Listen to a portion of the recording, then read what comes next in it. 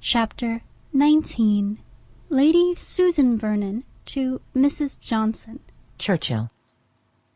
You will be eager, I know, to hear something further of Frederica, and perhaps may think me negligent for not writing before. She arrived with her uncle last Thursday fortnight, when, of course, I lost no time in demanding the cause of her behaviour, and soon found myself to have been perfectly right in attributing it to my own letter.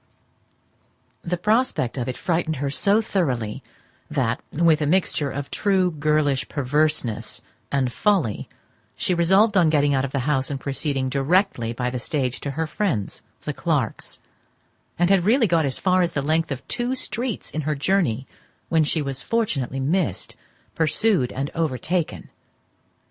Such was the first distinguished exploit of Miss Frederica Vernon, and if we consider that it was achieved at the tender age of 16, we shall have room for the most flattering prognostics of her future renown. I am excessively provoked, however, at the parade of propriety which prevented Miss Summers from keeping the girl, and it seems so extraordinary a piece of nicety, considering my daughter's family connections, but I can only suppose the lady to be governed by the fear of never getting her money. Be that as it may, however, Frederica is returned on my hands, and having nothing else to employ her, is busy in pursuing the plan of romance begun at Langford. She is actually falling in love with Reginald de Courcy. To disobey her mother by refusing an unexceptionable offer is not enough. Her affections must also be given without her mother's approbation. I never saw a girl of her age bid fairer to be the sport of mankind. Her feelings are tolerably acute, and she is so charmingly artless in their display as to afford the most reasonable hope of her being ridiculous and despised by every man who sees her. Artlessness will never do in love matters, and that girl is born a simpleton who has it either by nature or affectation. I am not yet certain that Sir Reginald sees what she is about, nor is it of much consequence.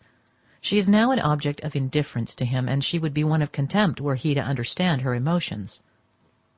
Her beauty is much admired by the Vernons, but it has no effect on him. She is in high favour with her aunt altogether because she is so little like myself, of course. She is exactly the companion for Mrs. Vernon, who dearly loves to be firm, and to have all the sense and all the wit of the conversation to herself. Frederica will never eclipse her. When she first came, I was at some pains to prevent her seeing much of her aunt, but I have relaxed, as I believe I may depend on her observing the rules I have laid down for their discourse. But do not imagine that with all this leniency I have for a moment given up my plan of her marriage. No, I am unalterably fixed on this point, though I have not yet quite decided on the manner of bringing it about. I should not choose to have the business brought on here, and canvassed by the wise heads of Mr. and Mrs. Vernon, and I cannot just now afford to go to town. Miss Frederica must therefore wait a little. Yours ever, S. Vernon.